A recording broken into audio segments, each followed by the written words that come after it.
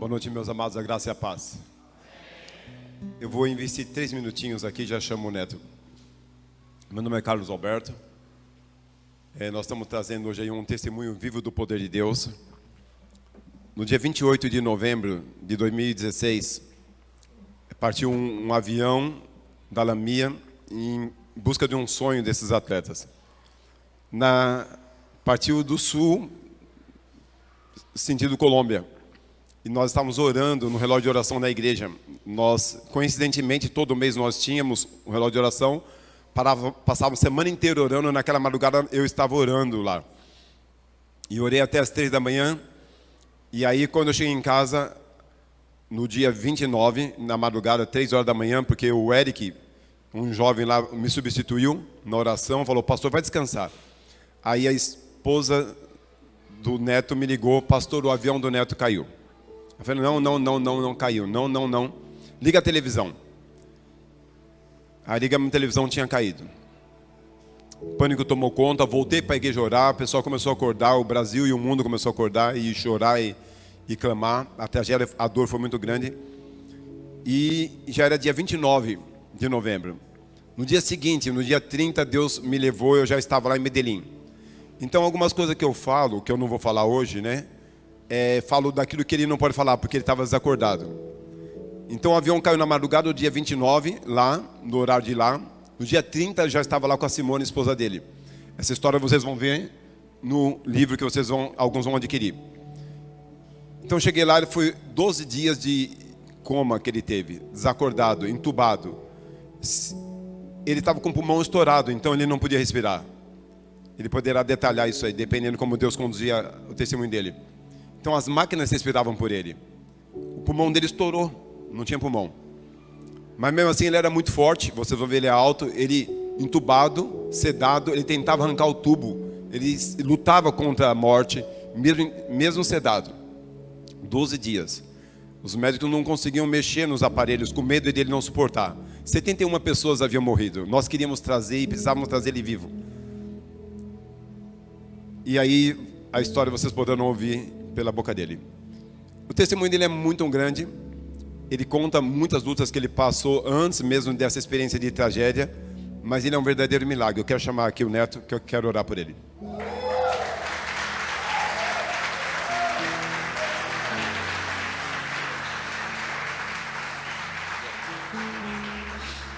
Era uma obrigação para nós trazer o Neto vivo.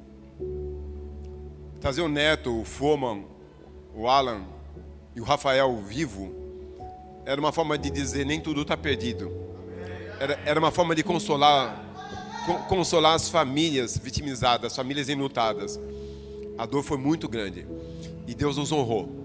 Nós temos aqui um grande milagre para a glória do nome de Jesus. Ó Pai, eu quero orar ao Senhor nessa noite, Pai. Agradecer ao Senhor, Pai, pela maneira como o Senhor nos trouxe aqui em Rondonópolis. Senhor, Tu és um Deus extraordinário e nos surpreende de diversas maneiras. Senhor, que o Senhor possa tomar Teu Filho em Tuas mãos agora, e o Senhor possa nos falar ao coração.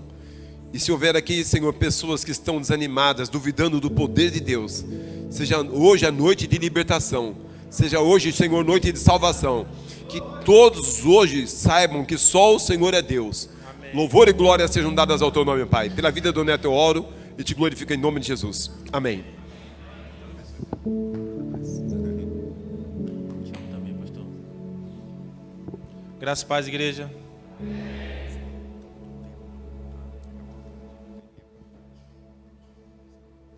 Graças e paz, igreja. Esse é amém. Aí sim, agora eu gostei. Amém, firme. É assim que tem que ser nossas atitudes com o Senhor, firme. Firmeza, confiança, fé. Em nada duvidando. Até um glória a Deus às vezes é duvidoso. Pessoas às vezes profetizam uma coisa boa pra gente, a gente fala glória a Deus, mas a gente não acredita. Não é assim ou não é? Até o glória a Deus tem que ser firme. Diante do Deus firme, que nos livra, que nos protege, que nos corrige nos momentos nas nossas vidas. Em alguns momentos nós somos corrigidos pelo Senhor, e a Bíblia diz que o Senhor corrige a quem Ele ama. Quantas vezes a gente é corrigido?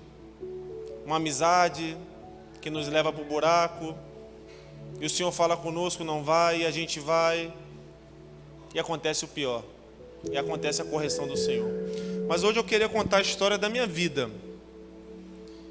Eu queria deixar bem claro, antes de começar a contar a história da minha vida, que eu não sou um homem melhor do que ninguém aqui. Muito menos melhor do que muitos amigos meus que se foram, porque eu lembro perfeitamente de cada um que estava naquele acidente comigo. E na minha ótica humana, tinha muita gente melhor do que eu. Tinha muitos homens de Deus ali. Como eu queria que pelo menos um deles tivesse ficado vivo. Homens melhores do que eu. Como pessoas, como seres humanos, como homens de Deus que me ensinaram muito. Porque muita gente fala, poxa, o time da Chapecoense era sensacional. Era. Mas era um time cheio de pessoas que tinham fé em Cristo. Lembro perfeitamente de cada culto que a gente fazia um dia anterior aos jogos. Todos os jogos, seja do Brasileiro, seja da Copa do Brasil, seja da Sul-Americana, a gente viajava um dia antes e à noite na concentração, um dia antes do jogo, nós glorificávamos o nome do Senhor Jesus. Eu quero começar a minha história contando da minha infância. Eu sou um homem nascido na Pavuna, Rio de Janeiro. Tem algum carioca aí? Hoje? Carioca? Glória a Deus. Então conhece a Pavuna, né? Tá vendo? Pergunta a ela se a Pavuna é bom de estar lá. Já correu de lá também, né? Um lugar periférico do Rio de Janeiro, Pavuna. Sou filho caçula de 4 homens, o menor de todos, o bebê chorão da mamãe, o temporão, porque meu irmão mais velho é 10 anos à frente da minha idade. Então fui aquele filhinho, o mais dengoso, o mais chorão, que dormiu com a mãe até os 13, 14 anos e com o pai. Mas um menino super apaixonado por futebol, sempre foi. A minha infância, desde que eu me lembro por gente assim que a gente fala, eu lembro de eu acompanhar o meu pai nos campos de pelada do Rio de Janeiro. Meu pai era um grande jogador de futebol amador. Eu lembro que quando eu era pequeno, eu ia ver o meu pai jogar futebol e meu pai tinha problema com bebidas, bebida alcoólica. Eu sempre, o que eu fazia? Eu acabava o futebol, meu pai ia pro bar, quem ia junto? O filhinho caçula acompanhava. Eu lembro que muitos amigos do meu pai falavam assim, ó, se você jogar 10% do que o seu pai joga, você vai ser um grande profissional. E aquilo me enchia de orgulho. Eu falei, meu pai é muito bom, né? Meu pai, todo mundo fala que ele é bom. E eu convivi com isso, o amor pelo futebol, uma paixão que saiu do pai para os filhos, porque meus irmãos também sempre gostaram de futebol, não foram profissionais. Existe uma diferença muito grande de você gostar e entre você arriscar uma carreira profissional. Mas foi assim que começou o meu gosto pelo futebol, dentro de casa, com o meu pai, com os meus irmãos. Eu vim de uma família que 90% é rubro-negro, flamenguista. Tem algum flamenguista aí?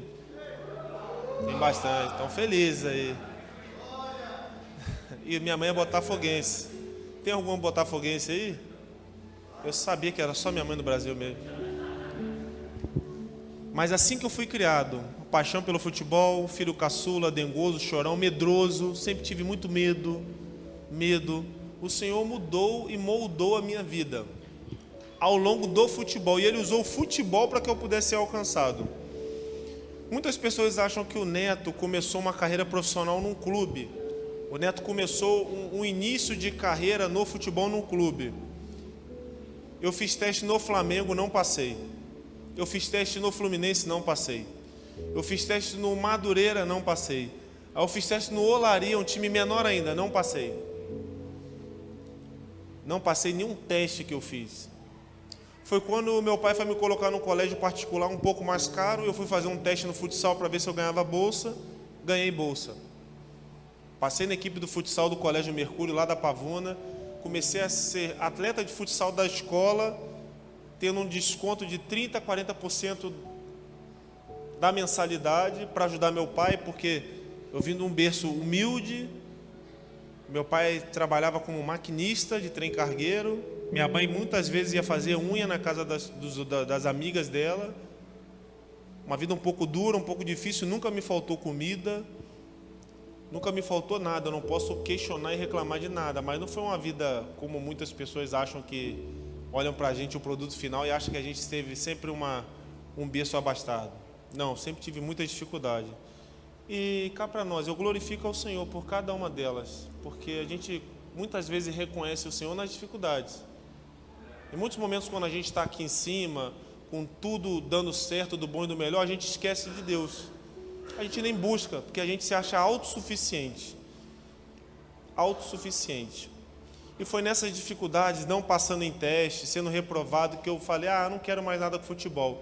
Fui para o meu colégio, passei no teste do meu colégio e comecei a enfrentar outras escolas grandes do Rio de Janeiro com jogadores de clube. E foi aí que meu sonho começou a renascer novamente. Porque eu comecei a enfrentar colégios particulares que tinham jogadores que jogavam no Flamengo, no Vasco. E minha escola começou a vencer as outras escolas.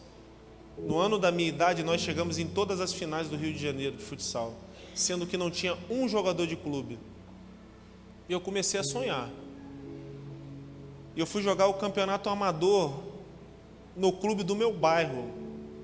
E foi lá no clube do meu bairro que um rapaz chamado Marco Antônio, se eu não me engano, que jogou Copa do Mundo na década de 70, jogou Seleção Brasileira, ele me viu e queria me levar para o Grêmio. E não deu certo a minha ida para o Grêmio. Eu lembro que eu jogava de volante no campo, e ele viu e falou assim, esse menino alto aí, ele tem que ser zagueiro. Colocar ele de zagueiro. Eu fui para zagueiro para fazer um teste no Grêmio, não deu certo fazer o teste no Grêmio. E o meu treinador do campeonato amador, ele havia jogado profissional no Francisco Beltrão. Ele me chamou no canto e falou assim, olha, Neto, me chamou junto com meu pai e falou, eu tenho um clube Francisco Beltrão para você ir, você aceita ir para o Francisco Beltrão? Meu pai falou, se você quiser ir, não, eu aceito, pai. E aí eu saí de casa pela primeira vez, 2003. Fui para Francisco Beltrão, tentar um sonho que era um sonho, um desejo meu e da minha família. Só que eu não imaginava que era tão difícil, que existiriam tantas dificuldades. Por quê? Porque até então eu queria ser um atleta, eu estava lá no Rio de Janeiro, na casa do meu pai, com os meus amigos. E aí você vai para um outro lugar no país, você cruza o país inteiro até o sul do país, numa cidade pequena, onde chegava a fazer 0 graus. E lá você passa num teste e fica sozinho, acabou. Não é como hoje. Na época que eu passei no teste, não tinha WhatsApp, não tinha telefone, não existia chamada de vídeo. E eu, com a dificuldade financeira que eu tinha, ou ligava do orelhão para falar 5 minutos a cada semana, porque o cartão que você colocava lá, o cartão acabava muito rápido. E foi assim que eu fui vivendo. 2003, passei no teste. 2004, fui para Curitiba, me mudei para um clube melhor e maior, Paraná Clube, para jogar no Sub-20. E lá em Curitiba eu desanimei, fraquejei. Fiquei o ano inteiro naquele clube. Era um clube na época, o Paraná Clube, era um clube de primeira divisão, como se fosse um Atlético Goianiense. Um clube estruturado. Eu desanimei da carreira. Falei, não quero mais isso. Liguei para o meu pai. Pai, eu quero voltar para casa. Eu lembro que meu pai falou, não, você não vai voltar não, rapaz. Não, pai, mas eu não estou gostando daqui, eu não tenho amigo aqui. Não, você não vai voltar, você tem potencial. E meu pai foi o homem que mais acreditou em mim. Quero dar um conselho para os pais aqui que têm filhos, que têm sonhos. Alguns sonhos são distantes, são. É difícil. A vida do adulto é difícil, e nós que somos adultos sabemos bem. Mas uma coisa é fato, ninguém vence sozinho. O apoio principal tem que começar dos pais, porque lá fora é uma selva. Muitos que têm sonhos, às vezes, têm os sonhos cortados por conta de pessoas que falam palavras negativas. Eu quero ser um médico, e alguém lá fora vai falar, você nunca vai conseguir, você não tem condição. Se ele não tiver um apoio dentro do lar de falar para ele, você vai conseguir. Se ele não tiver uma bênção do pai ou da mãe, encorajando, mostrando para ele a dificuldade. Porque eu lembro que meu pai falava assim para mim quando eu falei, pai, eu quero voltar. Você não vai voltar? Ah, pai, mas eu não estou jogando, eu estou triste aqui. Não, mas você tem que pagar o preço, rapaz. Você tem potencial. Meu pai via um potencial em mim que eu não enxergava. Essa é a realidade. Hoje eu vejo a história do Ney. Cadê o Ney? Eu vi o Ney chegar em Santos com um filho com 10 anos. Ele enxergou algo que nem o filho via. Depois eu vi o filho dele indo jogar um sul-americano com a seleção brasileira. Eu vi um garoto de 10 anos chegar, 9, 10, e eu vi um garoto com 15 anos jogando na seleção brasileira. Eu falei, olha, imaginava isso não, mas só encorajou. Vai, você tem potencial. Ninguém nasce pronto, não existe uma construção, um prédio, ele não fica pronto de cima para baixo. É de baixo para cima. Tudo na vida é de baixo para cima. A nossa conexão com Deus é daqui para o alto. Quem é do alto para baixo é o Senhor. Nós, seres humanos, é de baixo para cima. A conexão é assim, a vida é assim, tudo começa assim. A igreja quando surgiu, pastor? A igreja quando surgiu? Surgiu desse tamanho, com tantos membros? Começa devagarinho, uma caminhada, uma construção de fé em tudo. E meu pai não deixou voltar para casa. O que eu fiz? Liguei para minha mãe. Essa tática, né? A mãe sempre amolece. Minha mãe e meu pai são casados há 47 anos. Liguei para minha mãe e falei, mãe, eu não estou feliz aqui em Curitiba, eu estou sozinho. Minha mãe, meu filho, volta para casa então. E eu falei, mãe, mas o meu pai não quer que eu volte para casa. Não, eu resolvo com o seu pai. Eu prefiro um filho feliz em casa do que um filho frustrado longe. Eu prefiro um filho feliz em casa do que um filho entristecido longe. Daqui a pouco fica depressivo. Voltei. Meu pai ficou sem falar comigo uns 2 meses. E quando eu voltei, em 2005, início de 2005, final de 2004, eu fui jogar um campeonato amador. E o empresário me viu jogar e falou assim, olha, Neto, vi você jogar, você tem potencial, quero te levar para fazer teste no clube. Qual clube? Olaria. Eu pensei, esse clube eu reprovei há 3, 4 anos atrás, mas vou lá. Em 10 minutos de teste eu passei. Eu pisei no campo, em 10 minutos o treinador me chamou para conversar, me tirou e falou assim, olha, traz os seus documentos amanhã porque você vai ficar aqui. Eu já vi o que eu queria. Soube que você jogou no Paraná Clube, em Francisco Beltrão, eu já vi o que eu queria. Vai me ajudar. Aí o empresário, falei com o empresário, saí do campo, falei com ele, o treinador falou para levar amanhã os documentos lá na sede. Não, você não vai para lá. Eu falei, mas como assim? Não, vou te levar para o Vasco da Gama. Lembre-se que minha família é rubro-negra. E foi bênção, foi uma experiência única. Quem foi que me levou para fazer o teste no Vasco da Gama pela primeira vez? Meu pai. E eu lembro que eu estava com uma camisa vermelha, não pensando no Flamengo. Eu não tinha muitas roupas para vestir, então eu coloquei a minha melhor roupa, era uma camisa vermelha. Ao chegar em São Januário, eu fui barrado, você não pode entrar com sua camisa. Você acredita nisso? E meu pai, que foi o meu instrutor, o cara que sempre me apoiou na decisão do futebol, foi lá na boutique do Vasco, comprou uma camisa para mim amarela, tirou a minha camisa na rua, colocou a camisa, fiz o teste, passei. Fiquei 6 meses sem jogar. Só treinava no Vasco, não jogava, até o dia que eu recebi a notícia que eu ia ser dispensado. Mesmo treinando bem. E eu lembro que o treinador do Vasco, o auxiliar do Vasco, hoje é o auxiliar do Ney Franco. Eu encontrei ele depois da tragédia na Chapecoense. Ele lembrou de mim do Vasco. E eu lembro que ele me deu a notícia e falou assim, nós não vamos contar com você, mas eu queria que você fosse para o Botafogo. Porque o Botafogo precisa de um zagueiro, você não está tendo chances aqui, mas eu creio que você pode ir lá e desempenhar. E naquela época de juventude, folgado, não conhecia Jesus, eu falei, eu não vou para lugar nenhum, cara. Se eu não for aqui, eu não quero mais saber. Cheguei em casa e mais uma vez desanimei com o futebol. Eu falei, eu não quero mais nada disso. É um mundo injusto. É um mundo injusto. Mas eu não queria nada na tentativa de ser um atleta profissional, mas eu gostava e amava o futebol. Eu não queria correr aquele risco de tentar ser profissional, de sair de casa, de me dedicar, mas eu gostava e amava o futebol, como amo até hoje. Foi quando eu resolvi jogar um campeonato amador novamente.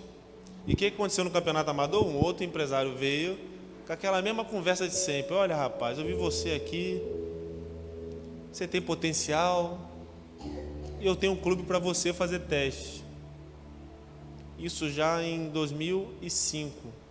Metade de 2005. Qual clube? Francisco Beltrão. Eu falei, não. Não é possível, Francisco. Eu fui para lá, rapaz. Não, mas eu conheço o presidente. Eu falei, sim, mas eu... Pensando, 2 vezes no mesmo lugar, numa cidade pequena, como é que pode isso acontecer? Não tem como. Não, e eu entendi o propósito do Senhor. Essa segunda vez que eu pisei meus pés em Francisco Beltrão foi onde eu conheci minha esposa, Simone. Fui para lá 2 vezes, para conhecê-la na segunda vez. Foi com ela que eu tive um casal de gêmeos, chamado Elan e Ellen. Estamos há 16 anos casados, para a glória de Deus. Aprendemos tudo. Inclusive conhecemos a Cristo na Igreja Batista Central lá de Santos, juntos. Aprendemos sobre a palavra de Deus juntos. Só uma coisa não foi feito juntos, o batismo. Isso aqui é uma conversa paralela que poucas vezes eu conto. Eu me batizei, fiz o curso com ela, estudei com ela a Bíblia e ela não quis se batizar comigo. Era religiosa, ela falou, não, eu já me batizei. Eu falei, não acredito que está falando isso. Você estudou junto comigo a palavra, você viu que Jesus se batizou com 30 anos, como é que você está falando que já é batizada de criança? Não existe isso. Batismo é uma coisa que você tem que querer, que Deus fala contigo, você tem que querer a confissão de Cristo. Eu não vou me batizar. Eu pensei, não é possível. Falei com o pastor Carlos, eu lembro que o pastor Carlos falou assim, filho, deixa o Espírito Santo trabalhar, para de ficar melindrando e falando. E logo após, quando eu fui viajar para jogar na Chapecoense, já longe, ela se batizou. Eu não estava presente. Agora esse pastor aqui que eu amo, batizou ela em água corrente. E ele batizou no tanque da igreja. Brincadeira, né? Mas tudo bem. Fui para Francisco Beltrão, na última tentativa. Faltavam 6 meses para me tentar ser profissional ou não. Era o tudo ou nada. O empresário falou, quer ir? Eu vou. Mas eu fui com a cabeça pensando no meu pai, de dar um presente, de dar uma coisa para ele, porque ele confiava em mim. E ele viu o potencial em mim que muitas vezes eu não via, ou até outras pessoas viam. Uma coisa que me marca muito é a primeira vez que eu saí de casa, teve parentes, pessoas da minha família, da família dos meus pais, né, no caso, que falaram para o meu pai que eu não iria dar em nada. Esse daí vai voltar logo, vai lá, mas vai bater e voltar. Nunca vai ser figurinha carimbada. Eu lembro que eu tomei aquilo como inveja, um ato de inveja, mas meu pai não, meu pai tem sangue nos olhos. Meu pai é tão doido que o meu primeiro álbum de figurinha do Campeonato Brasileiro que eu saí, ele foi lá e foi dar pro meu tio, aí ó, que tu falou que nunca ia ser a figurinha carimbada. Falei, pai, para com isso, rapaz, faz isso não, quer arrumar confusão, rapaz. Não, ele falou, nunca mais saiu da minha cabeça aquilo. Eu lembro que você saiu de casa novo. Mas eu fui para Francisco Beltrão tentar esses últimos 6 meses. E lá em Francisco Beltrão que eu subi pro profissional, 2006. Joguei em Francisco Beltrão. Em 2006 acabou o campeonato estadual da primeira divisão. Fui para Foz do Iguaçu, sozinho, já casado. Mas eu ganhava pouco, minha esposa trabalhava numa loja. E eu fui para lá para Foz e ela ficou em Beltrão. E numa visita que ela foi me ver jogar, ela sentia muitas dores abdominais. E eu falei para ela, amor, vai lá fazer um exame lá em Francisco Beltrão quando você voltar. Porque não é certo, você está questionando, está reclamando de muita dor, não está legal isso. E quando ela foi para Francisco Beltrão, que ela fez o exame, ela descobriu que tinha um cisto no ovário. Mas, aos 15 anos, antes dela me conhecer, ela já tinha tido um cisto no ovário que virou um tumor e ela teve que arrancar. Ou seja, se esse cisto se tornasse um tumor novamente, ela ia ter que arrancar o outro ovário e eu não poderia ser o pai dos filhos dela. E foi quando eu larguei tudo novamente. A minha história no futebol é uma história de idas e vindas. Eu larguei novamente o futebol, falei, eu vou largar. Mas por que você vai largar? Porque eu quero ser pai dos teus filhos. Eu não casei com você por casar. Eu não casei com você porque você é bonito, ou você me trata bem. Eu casei com você para ter uma família. E se tem uma possibilidade de eu ser pai, vai ser você que vai ser a mãe. Mais ninguém. Eu não casei por casar. E eu voltei e fui morar de favor com a minha sogra. Não tinha R$1 no bolso. Trabalhei numa loja ganhando R$350, chamada Por Menos. Trabalhei de barman algumas vezes, algumas noites lá. Joguei campeonato amador nos finais de semana para ganhar R$100 por jogo, 150. E nessa tentativa de ser pai, vieram dois, um casal de gêmeos com um único ovário. Milagre do Senhor. O Senhor me deu em dobro aquilo que eu não merecia. E eu lembro perfeitamente que o dia que ela foi fazer o exame, ela entrou triste, jururu, porque ela descobriu que estava grávida. A gente foi no médico, o médico falou no mesmo dia: você está perdendo. Porque ela descobriu a gravidez, mas estava tendo sangramento. E o médico falou na nossa cara assim: você está perdendo. Tivemos que internar ela. No outro dia ela foi fazer um ultrassom Doppler, para quem é mulher sabe. E ela foi triste e saiu feliz. E eu falei para ela: amor, o que houve com o nenê? Com o bebê? Ela: não é com o bebê não. Eu falei: é com o quê? São os bebês. Eu falei: não é aquele. Nessa época eu estava trabalhando numa lojinha, ganhando R$350 por mês. E eu lembro que eu olhei para o meu cunhado que estava com a gente. Meu cunhado, um homem muito sério, de poucas palavras. Eu olhei para ele, o olho dele estava escorrendo lágrimas. Eu falei: não é possível. Eu lembro que eu fui ligar para o meu pai do orelhão. Para quem é jovem não vai entender o que é isso. Eu fui ligar para o meu pai do orelhão. Eu lembro que eu falei para meu pai: pai, tu não sabe da maior. O que houve, meu filho? Como é que Simone está? Pai, tu vai ser vô de gêmeos. Ele: não acredito nisso, meu filho. Meu Deus do céu, filho, eu tenho que te falar uma coisa. Eu falei: fala, pai. Ele: volta a jogar bola, rapaz.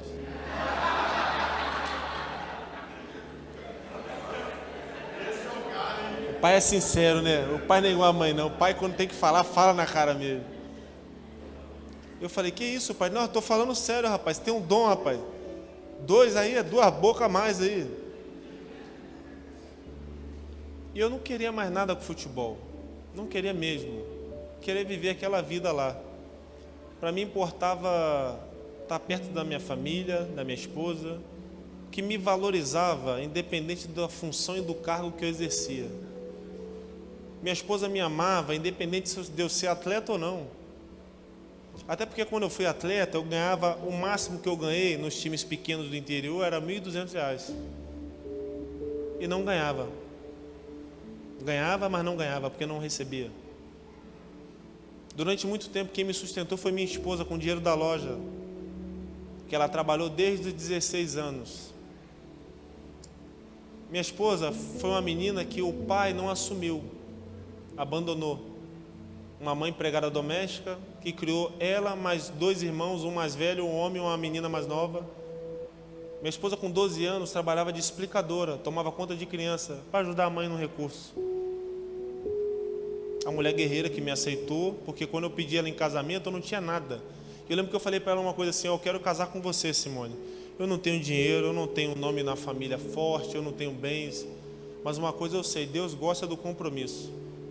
Isso que eu nem era evangélico, mas eu sabia que Deus ama o compromisso. Deus ama pessoas compromissadas com aquilo que Ele dá. Se é um trabalho, faça o seu melhor. Tenha compromisso no seu trabalho. Você vai ver se Deus não vai te abençoar. Se é no casamento, tenha compromisso com a sua esposa, com seus filhos. Quero ver se sua família não vai ser uma família estruturada e feliz. Deus honra quem tem compromisso com Ele e com aquilo que Ele colocou. Às vezes é o trabalho, a família, a igreja. Tenha compromisso com a casa do Senhor. Você vai ver se isso aqui não vai crescer. Você vai ver.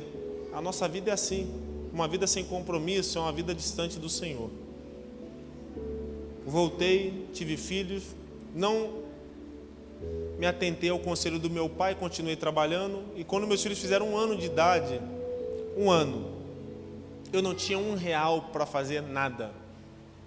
Eu tinha dinheiro para comprar uma coca e não tinha nem dinheiro para o bolo, porque eu morava de favor com a minha sogra. Uma casa morava eu, minha esposa, meus filhos, minha sogra, a irmã da minha esposa, meu cunhado com a mulher e a filha, numa casa só de madeira, bem humilde. E a gente dividiu o aluguel, dividiu o rancho, sem condições alguma. Eu lembro perfeitamente o dia que eu fui no mercado com a minha esposa, e a metade das compras eu tive que tirar do carrinho porque eu não tinha dinheiro, e eu voltei chorando a pé, sozinho, eu e Deus. Eu lembro perfeitamente de tudo isso. E no aniversário de 1 ano dos meus filhos, o meu pai pegou um avião com a minha mãe lá do Rio de Janeiro, foi lá para o interior do Paraná, fizeram toda a festa, e meu pai me chamou para conversar, uma conversa de homem para homem, e falou para mim assim: ó, senta aqui. O que foi, pai? Você já é um homem agora. você tem que voltar a jogar bola, rapaz.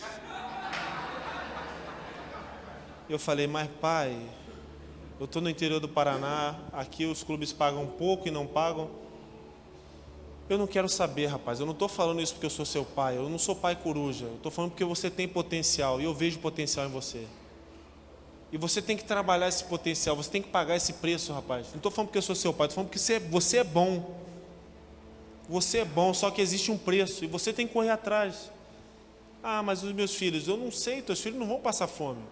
Nem que eu pegue dinheiro em banco emprestado, eu vou me endividar, mas os meus netos não vão passar fome. Mas corre atrás do teu sonho, corre atrás do teu potencial. Você tem potencial, Deus te deu um dom. Eu não estou falando porque eu sou teu pai, estou falando porque eu vejo isso. E eu lembro que eu cheguei, depois falei para Simone, amor, meu pai me chamou para conversar. Não, o que ele falou? Pô, ele falou que eu tenho que voltar a jogar bola, porque eu tenho potencial, que ele acha que eu tenho tudo para crescer no futebol. O que tu acha disso? Ela falou, amor, tem coisa que você que tem que acreditar. Eu falei, mas por quê? Porque teus amigos falam que você é bom, tua família fala que você é bom. Aqui na cidade você sabe que todo mundo te dá moral aqui. E você, se você não quiser, não adianta. Vai atrás do teu sonho, porque eu sou tua esposa e eu e teus filhos não vamos te abandonar. Onde você estiver, nós vamos estar esperando você. Agora, eu não quero um homem frustrado do meu lado, porque falou assim, eu larguei tudo por causa da mulher e dos filhos. Não, se você tem potencial e acredita, vai. Não fica com medo, porque eu nunca vou te abandonar, nem os teus filhos. Aquilo ali me encheu de gás. E às vezes é uma palavra liberada por alguém que a gente ama, que nos mostra uma realidade, que nos encoraja. É por isso que eu falei para os pais, encorajem seus filhos.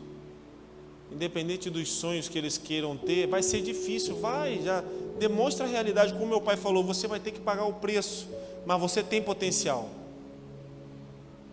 Você tem potencial. E minha esposa me deu aquele alerta de que ela estaria comigo aonde eu estivesse. E eu comecei a voltar a ser atleta de futebol no clube da cidade, Francisco Beltrão. Naquele clube, em 2008,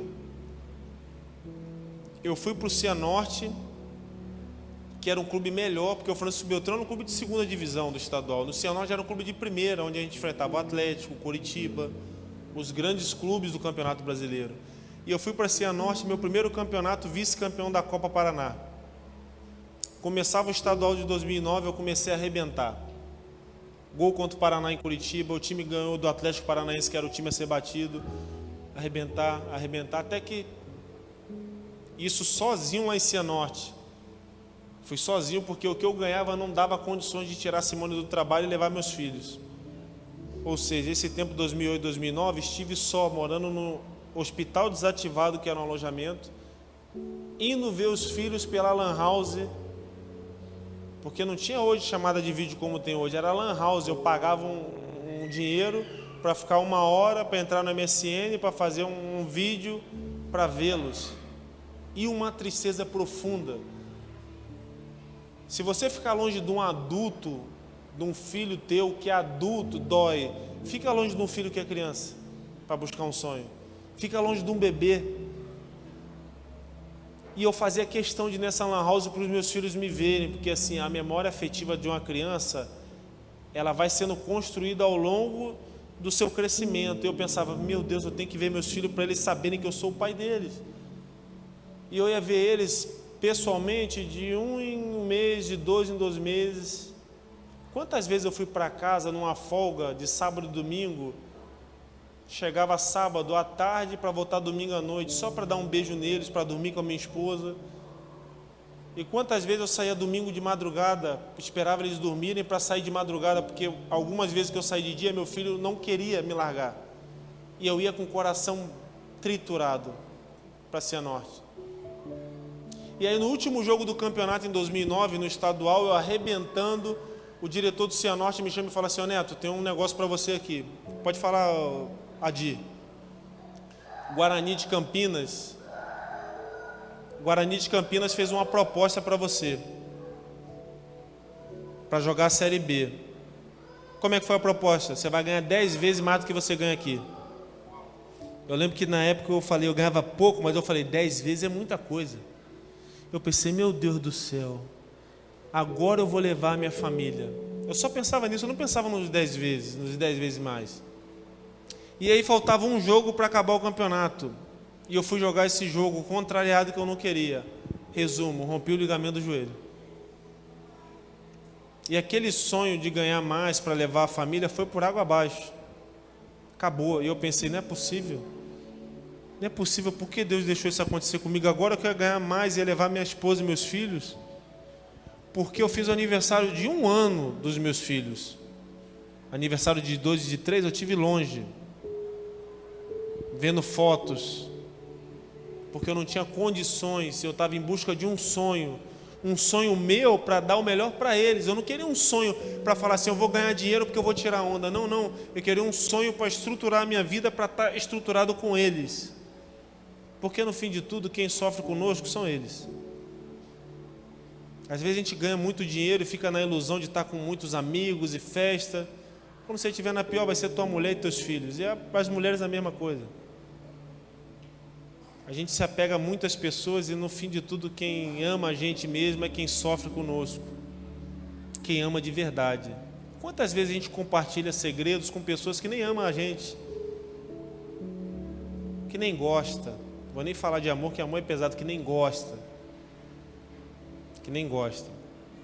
E aquele sonho acabou. Em 2009 eu fiquei em Cianorte, tive que fazer uma cirurgia no ligamento do joelho, pensei que meu sonho ia acabar. Quando eu estava voltando a treinar, a correr aos pouquinhos, o Guarani liga de novo para o Cianorte e fala assim, ó, deixa o Neto fazer o final do tratamento aqui, que se ele recuperar 100%, nós vamos dar um contrato de empréstimo de 1 ano, ele fica aqui 1 ano emprestado. Mas ele vai vir aqui fazer o término do tratamento dele, mas ele não vai ganhar aquele salário que a gente prometeu, ele vai ganhar o que ganha aí. A gente só vai aumentar o salário dele se ele ficar bom. O diretor me falou isso, você quer ir para lá? Eu falei, claro que eu quero. Claro que eu quero. Eu pensei, se eu estiver naquela estrutura lá em São Paulo, aí é comigo. Eu não vou poder ganhar o que eu achava que iria ganhar, mas eu tenho possibilidades de melhorar a minha vida, então eu vou lá naquela estrutura. Se eu estou dando o melhor da minha vida aqui, e eu estou começando a aparecer aqui, lá então eu vou me dar bem. Fui lá para o Guarani, fiz todo o tratamento, sendo que quando eu machuquei eu achava que meu sonho de ir para um grande clube já tinha acabado. Olha como é que Deus faz. No último jogo eu rompi o ligamento e o Guarani cessou, não falou mais em me contratar. Quando eu estava voltando, o Guarani falou, não, deixa ele voltar aqui. E quando eu voltei no Guarani, quando eu estava treinando com o grupo, o empresário me liga e fala assim, ó, pega o avião e vai embora. Eu falei, mas por que você quer que eu vá embora? Você tem contrato com o Guarani? Eu falei, não, tem um pré-contrato. Pré-contrato não serve, vai embora. E juridicamente eu resolvo isso. Vai para Porto Alegre, tem um avião te esperando amanhã para você ir para Porto Alegre. Por quê? Você vai para o time B do Internacional. Eu falei, não, mas eu não vou. Mas por que você não vai? Porque não é assim que funciona comigo. Mas você não tem contrato, você tem um pré-contrato. Eu falei, eu tenho um pré-contrato, mas eu tenho uma palavra. Esse clube aqui, o Guarani, que abriu a porta para mim. E lembre-se disso, hein? Deus vai abrir porta para vocês fazerem o que é certo, para vocês crescerem dentro dessa porta. Não façam como outras pessoas que puxam o tapete dos outros por conta de dinheiro, por conta de sucesso, por conta de cargos. Façam o que é certo. Façam aquilo que agrada ao Senhor. Toda vez que você for fazer uma coisa duvidosa, fala assim, será que Jesus faria?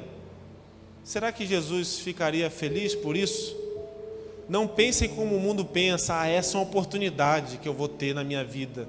Eu vou escondido mesmo, eu vou puxar o tapete. Não façam assim. Deus não vai honrar vocês.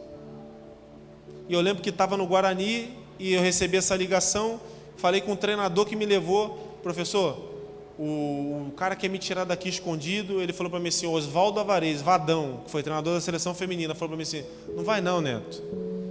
Não vai não, porque o futebol que você faz aqui, lá no Japão, todo mundo sabe, é um mundo muito pequeno. O errado é o errado, fica aqui, recupera aqui, e a gente assina um contrato aqui com você. Resumo, aquele contrato de empréstimo de 1 ano, quando o Guarani soube que tinha alguém querendo me levar para um outro time, se rasgou e eu fui vendido. E o Guarani me comprou por 5 anos de contrato. Aquele 1 ano de contrato que eu tinha, que pareceu que o outro contrato que eu teria em Porto Alegre seria melhor, se transformou em 5 anos. O Guarani desembolsou um dinheiro para me comprar do Cianorte. 2009, recuperei. 2010, tive oportunidade, comecei a jogar no Guarani, comecei mal. Não desempenhei aquilo que eu achava que eu deveria, aquilo que eu achava que eu tinha como potencial, não consegui jogar. Tinha entendimento já mental de que eu estava voltando de 1 ano parado por causa da lesão no joelho, então eu sabia, eu não estou no meu melhor, me falta confiança. Eu vim de uma cirurgia grave e fui emprestado para o Metropolitano de Blumenau em 2010 e retornei no final de 2010 para o Guarani. Fui emprestado para jogar uma Série D do Campeonato Brasileiro, sendo que o Guarani estava na Série A. Quando o Guarani fez a proposta, tem um time da Série D que você quer, você quer ir? Eu falei, quero. Eu pensei, eu tenho que pegar ritmo de jogo. Se eu ficar aqui nesse nível de competição aqui, eu não vou jogar, porque eu não estou bem. Eu preciso ir para um lugar abaixo para voltar a ter ritmo para jogar, para começar a ter confiança. Eu estou voltando com o meu joelho com cirurgia e depois eu volto melhor. Foi o que aconteceu. 2011 começava o ano, eu comecei a ter oportunidades. O Guarani estava na 2ª divisão do Campeonato Paulista, subimos para a 1ª divisão do Campeonato Paulista, começava a Série B, o time invicto, eu no meu melhor momento, um dos melhores momentos da minha carreira, e eu com uma dor no pubis, uma dorzinha que incomodava, e meu pai foi lá para Campinas ver um jogo meu e falou para mim, filho, se você está com dor não joga. Eu falei, não pai, vou jogar. Que isso rapaz, tu veio me ver? Não, mas você está com dor no pubis. A Simone me falou. Eu falei, não pai, mas eu estou com dor no pubis faz tempo, eu tomo injeção para jogar.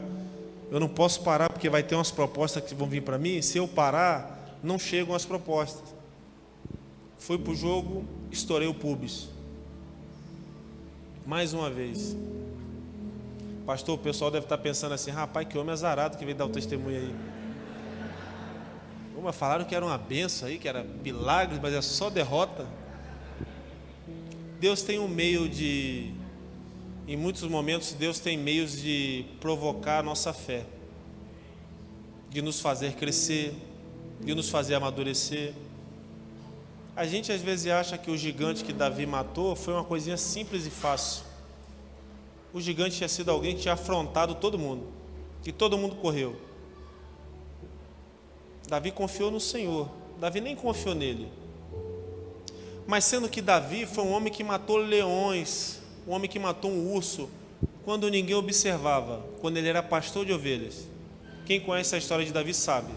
A gente sabe do Davi que foi rei, que matou o gigante. Ninguém sabe do Davi pastor de ovelhas, que matou um leão, que matou um urso, quando ninguém enxergava. Onde eu quero chegar com isso? Dê o seu melhor na estrutura que você está hoje. A gente às vezes quer alçar grandes voos e está no topo, e o topo você vai chegar, mas você começa a fazer lá embaixo, quando ninguém está te vendo. Faça o seu melhor na estrutura que você está, independente do seu cargo, da sua posição. Dê o seu melhor todos os dias. Davi se tornou rei porque o Senhor escolheu. Mas ai de Davi se ele não fizesse o seu melhor, se ele não fosse o melhor cuidador de ovelhas, ele não seria o melhor rei de uma nação. Ele se tornou o maior rei de Israel, o homem que mais venceu batalhas. Mas ele havia vencido muitas batalhas que ninguém havia enxergado. E foi isso que eu fiz a minha vida inteira, dar o meu melhor. Quando eu entendi um pouquinho que o Senhor estava no controle, eu comecei a dar o meu melhor. E quando eu operei o pubis, eu lembro que a minha família já estava em Campinas, já tinha levado a Ellen, o Elan, a Simone, estavam morando comigo em 2011, 2010 não estavam comigo. Fiz o aniversário de 1 ano deles e depois só de 4 anos. Quando eu levei eles em 2011, que eu estava no meu melhor, machuquei o pubis, tive que operar e o Guarani entrava numa crise financeira tão grande que eu fiquei de junho a janeiro sem receber R$1 do clube. Só que agora com esposa e filhos por perto. Esposa e filhos por perto. O que fazer? Confiar em Deus. E nessa confiança no Senhor, Deus levantou um homem que era um investidor que eu nem sabia quem era. Ele sabia quem eu era, eu não sabia quem ele era. era o homem que tinha dado dinheiro para o Guarani me comprar, que o Guarani não tinha dinheiro, ele deu dinheiro. Era um dono de uma empresa gigante que era patrocinadora do clube. Ele me chamou para conversar na sala dele e falou assim: Neto, o Guarani está em crise, e eu que te trouxe para cá. Eu falei: sim, e eu quero te ajudar por mês, te dar R$5.000 por mês. Eu falei: poxa, obrigado. Pensei, o que eu fiz para isso? Eu lembro que ele falou assim: você é um homem correto, rapaz. Quando a gente trouxe você para cá, que eu ajudei o Guarani a comprar, eu procurei saber quem era você. Trabalhador, não bebia, não fazia farra. E eu sei que você está com teus filhos aí. Eu quero te ajudar porque você é um homem correto. Eu não quero deixar você passar necessidade. Um monte eu não vou ajudar não. Porque não estou nem aí com o seu trabalho, com a sua família. Mas você eu vou ajudar. Deus faz umas coisas muito doidas. 5.000 por mês. Agora o detalhe, Ney. R$1.000 o empresário me tomava, acredita? Dos 5.000 só vinha 4.000 para o meu bolso. Sendo que o meu empresário tinha muito dinheiro e mesmo assim ele pegava R$1.000 para ele. Vocês têm noção do que é o futebol? O que é esse mundo? E eu operei o Pubis e voltei a jogar em 2012. Em 2012, quando eu estava no Guarani, tratando o Pubis para voltar a jogar, quem é o treinador que foi contratado? O mesmo treinador de 2009 que falou para mim assim, ó: não vai embora, fica aqui. Aquele mesmo homem que me deu o conselho que eu segui foi contratado e falou para mim assim: você vai estar bom para o Campeonato Paulista? Vou. Nem sabia, falei pela fé. Cirurgia no Pubis é uma cirurgia muito delicada. Ele falou: então vou contar com você. Eu era o 5º reserva. Eu era o último da fila. Tive uma chance contra o São Paulo no Morumbi, nós empatamos 1-1. Tive uma outra chance, todo mundo foi machucando o cartão e eu fui jogando. O time foi ganhando no Campeonato Paulista. A gente começou a ter uma ascensão, ganhando. Fiz gol contra o Palmeiras. Quando eu me dei conta, eu estava no Morumbi lotado contra o Santos de Neymar e Ganso. Final do Campeonato Paulista. Aquele mesmo cara que tinha machucado o pubis, que muita gente falou para mim quando eu machuquei o pubis: vai operar? Nunca mais vai ser o mesmo. Pubis é uma lesão gravíssima. Nunca mais vai voltar a ser o mesmo. E agora vai ficar difícil para a tua carreira. Eu nunca acreditei no que os outros falavam. Eu sempre acreditei no que o Senhor falava no meu coração. Esse choque de realidade que a gente tem que ter muitas vezes. Às vezes os outros vão falar assim: não vai dar certo. Mas só você e Deus sabem se vai dar certo ou não. Está no teu coração. Não deixa as palavras dos outros serem o norteador da tua vida. Que seja a palavra de Deus o norte da tua vida. Confia no Senhor, o mais Ele fará. Pronto. Se a pessoa falar não vai dar certo, entra por um ouvido e sai pelo outro. Eu estava numa final do Campeonato Paulista e eu machuquei novamente no começo do jogo, mas uma lesão leve. Saí com a mão na coxa, passei em frente ao banco do Santos. O treinador do Santos era o Muricy Ramalho, o melhor treinador do país. Me chamou para conversar e falou assim: ô garoto, o que houve? Falei: não, professor, acho que foi uma fisgada na coxa aqui. Mas por dentro eu já estava pensando: não é possível que ele está falando comigo. Não é possível que esse homem me chamou para conversar. Não vai dar nada não, garoto, vai ficar tudo certo. E eu fui para o banco de reserva com gelo na coxa, pensando: rapaz, por que eu fui pensando isso? Porque meu pai, ele falava que não era um pai coruja, mas ele era. Então toda vez ele me ligava: olha, saiu na internet, o Santos quer você. Saiu, eu falei: pai, mas eu não... Meu filho, tu tá me escondendo as coisas, rapaz. Tu fala para mim o que está acontecendo. Falei: pai, mas eu não sei de nada, rapaz. É porque onde tem fogo, onde tem fumaça, tem fogo. Se saiu aqui... E quando o Muricy falou comigo, que eu fui para o banco pensando, eu falei: será que é verdade o que meu pai me falava? E acabou o jogo, ele foi reto em mim e falou assim: ó, eu quero você aqui. Eu não acreditava, eu falei: o melhor treinador do país está falando que quer contar comigo. Aquele mesmo menino que reprovou no Flamengo, no Fluminense, no Madureira, no Olaria. Aquele menino que foi dispensado do Sub-20 do Vasco. Aquele menino que estava machucado há pouco tempo atrás, que operou o pubis, que ficou sem jogar, ficou sem receber, que todo mundo falou que eu nunca mais ia voltar ao mesmo. Eu voltei a jogar meu primeiro campeonato, eu estou numa final com o Morumbi com 50 mil pessoas, e o treinador, o melhor treinador, chega para mim e fala: eu quero você. aquele que jogou amador, que jogou no time do colégio, porque nenhum clube quis no Rio de Janeiro, aquele que estava em Francisco Beltrão, que largou o futebol para tentar ser pai. Não é possível que esse homem está falando isso para mim. E eu fui para casa e falei para Simone, eu acho que eu vou para o Santos. Porque o treinador falou comigo, ela falou, meu Deus do céu, não é, meu Deus, você falou contigo mesmo? É sério isso mesmo, tu não está sonhando não? Eu falei, não estou, eu achei que estava até na hora. Quando ele parou, eu falei, mas não é possível, é comigo que você quer falar? É com você? Eu tenho certeza? Acabou que eu não fui para o Santos naquele momento, o presidente não quis me vender, e aí eu retornei aos gramados depois, um mês depois dessa lesão, uma lesão pequena, retornei, fui jogar a Série B, já era a Série B do Campeonato Brasileiro, tinha um jogo lá em Criciúma, contra o Criciúma, e eu estou concentrado, meu telefone toca, 021, meu empresário na época. Atendi, o que houve? Neto, eu estou aqui no Rio de Janeiro. Sim, e o Flamengo vai fazer uma proposta para você. Pepe, tá falando sério, rapaz? Estou falando sério, eu estou com o diretor do Flamengo. E daqui a 2, 3 dias no máximo sai uma proposta. Falei, então eu vou falar para o treinador que eu não vou jogar esse jogo. Mas eu estava pensando, eu não posso jogar esse jogo porque se eu errar alguma coisa, vão falar que eu estou com a cabeça em outro time. E se eu machucar também, o clube deixa de ganhar um dinheiro porque eu poderia ser vendido, então é melhor ficar de fora. E fui lá falar com o treinador que havia me dado o conselho, que havia me resgatado, Oswaldo Alvarez. Fui no quarto dele, bati à noite, professor, tem que falar com o senhor. O que houve, né? Eu vou receber uma proposta do Flamengo e eu não estava, eu acho melhor não jogar esse jogo amanhã não. É certo isso? Eu falei, meu empresário me ligou agora do Rio aqui, E eu sou do Rio. Meu pai torce para o Flamengo, meus irmãos. Eu queria dar esse presente para meu pai, meu maior incentivador. Neto, mas assim, se eu tirar você do jogo e a proposta não vier, vai apanhar em você lá em Campinas. A torcida organizada vai matar a gente. Então não tem como te tirar do jogo, porque se não vier o negócio, como é que vai fazer? Eu falei, não, então me bota para jogar, rapaz. Professor, me bota para jogar, pode confiar em mim. Eu vou dar o meu melhor. Pode deixar comigo. Eu não vou entrar mole, eu vou fazer o meu melhor. Joguei 5 minutos, rompi o ligamento do joelho. É muita zica, como diz lá em São Paulo.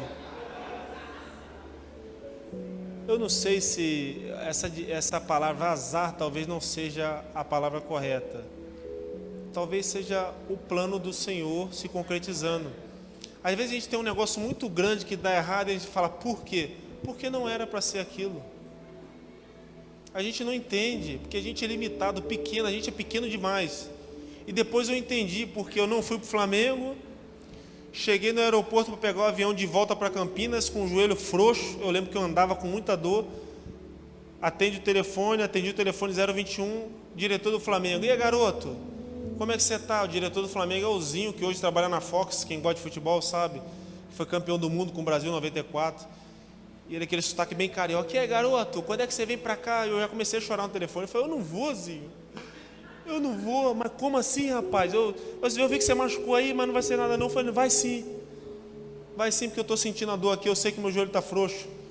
Não, mas não vai ser grave sim, eu sei. Eu sei porque eu estou andando e eu sinto que é grave, eu já machuquei uma vez.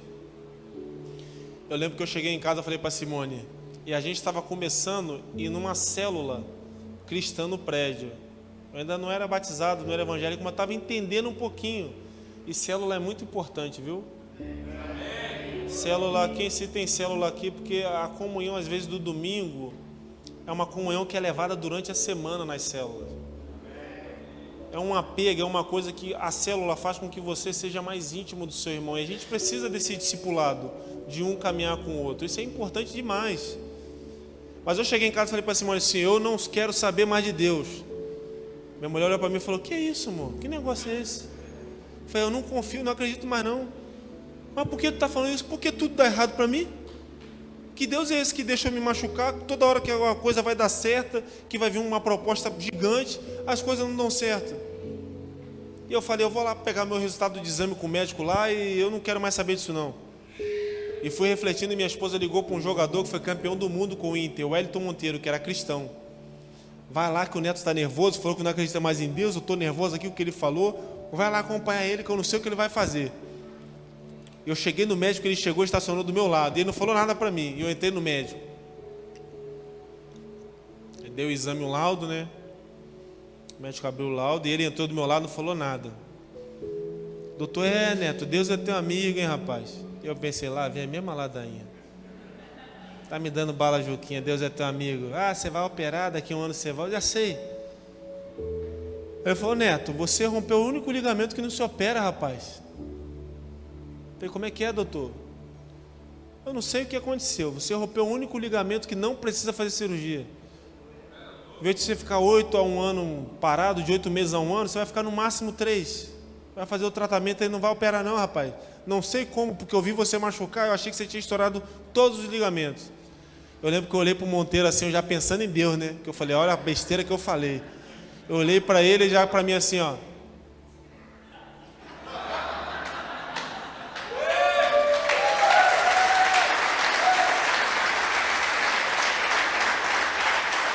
Eu lembro perfeitamente dessa cena, ele mandando eu calar a boca e apontando para o céu, tipo assim, ó. Para de falar besteira do Senhor, rapaz. Deus está no controle até quando as coisas não dão certo. Nem tudo sai do jeito que a gente quer. Mas no fim de tudo, tudo é muito melhor do que a gente quer, do que a gente quis. A Bíblia diz que Deus tem planos maiores e melhores do que os nossos. Isso é fato. Se você crê, você vai experimentar isso. E eu voltei naquela estrutura que eu estava de fisioterapia, dando o meu melhor todos os dias, porque eu já entendi. Machuquei, tenho filhos, tenho esposa, tenho pai, tem muita gente ao meu entorno que torce por mim. Agora já sou reconhecido, tem clubes grandes do país que me querem. Eu não vou dar brecha para o maligno. Irmãos, um outro conselho que eu quero dar para vocês.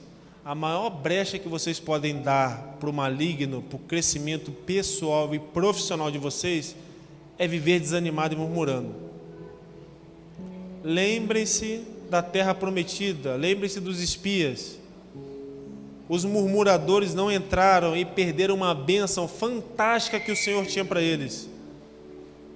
Só entrou quem creu. Só entrou quem teve fé, só entrou quem teve coragem, só entrou quem depositou no Senhor, só entrou quem entendeu que Deus estava no controle. Às vezes a gente vai ter um exército gigante à nossa frente para nos barrar, para nos travar. Mas se Deus colocou no teu coração de você ir em frente no teu propósito, não murmure, vá. Às vezes é uma formação da faculdade que você pensa em estudar e você fala assim, são 5 anos, não vai dar. Vai dar. Confia, pega e faz. Você só precisa do primeiro passo, o resto é com o Senhor. A Bíblia diz, confia no Senhor e o mais Ele fará. O mais, o que está ao teu alcance, faça, porque o mais é com Ele. Às vezes é um passo de fé, é uma porta, é um currículo, é uma entrega, é uma entrevista, é uma faculdade que você não vai terminar naquele momento. Você termina uma faculdade a partir do momento que você entra. Se você falar, eu não vou porque é muito tempo, eu não vou lá porque a concorrência é muito grande, eu não vou fazer essa prova porque tem muita gente querendo, você já perdeu. Você já perdeu. E eu comecei naquela estrutura de fisioterapia todo dia, dando o meu melhor e pensando, alguma coisa de boa vai acontecer, Deus está no controle. Foi quando eu fui vendido para o Santos. Fui vendido para o Santos em novembro de 2012.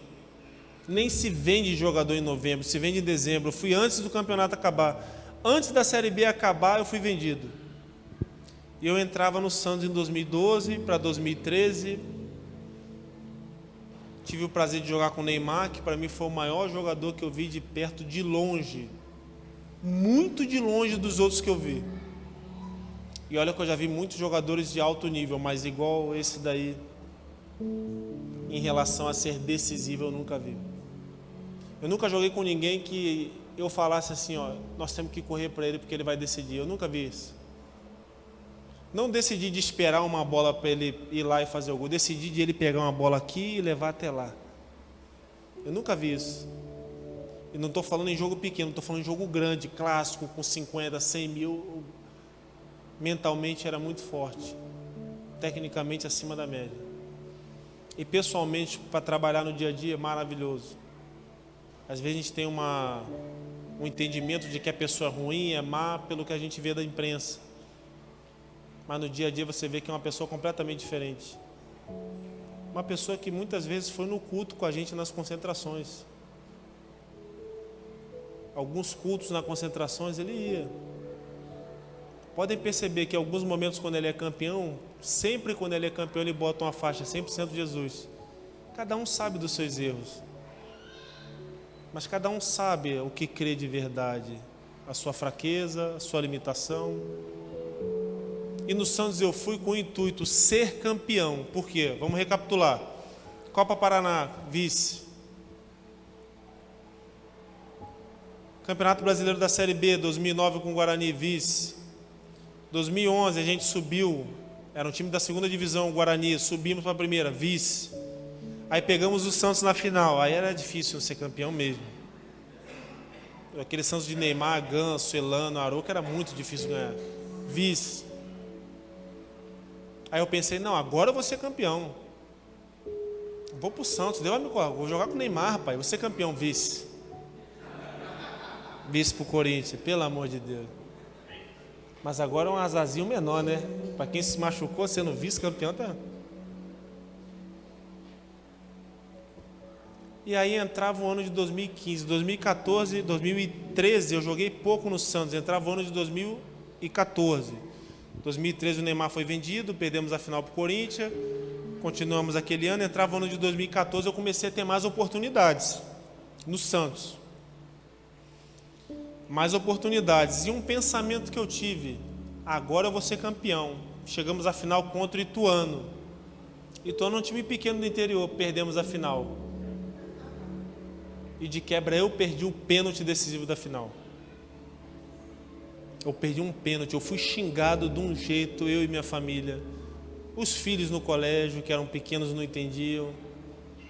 E eu lembro perfeitamente que eu pensava, eu vim aqui para ser campeão. Mas eu ganhei um título em Santos que me marcou e me marca até hoje. Foi lá em Santos que eu conheci a Igreja Batista Central do Pastor Carlos. Foi lá em Santos que eu ganhei o maior título da minha vida, a Coroa da Salvação. Esse título tem que ser motivo de alegria para mim e para você, porque independente do que você faça, do que você tenha, isso vai ficar. Isso fica. O maior título que nós podemos ter é um título eterno que foi dado por Jesus naquela cruz. Foi dado muito antes de nós termos essa transformação que nós temos. Hoje eu sinto que eu sou uma outra pessoa. Tenho sido uma nova criatura todos os dias. Por causa de Jesus que me alcançou. Esse título foi alcançado na igreja do pastor Carlos. Ah, mas se eu fosse campeão, se eu for campeão no outro ano, alguém vai ser campeão, vou ser esquecido. Nós somos esquecidos pelos homens, mas nós somos sempre lembrados por Deus.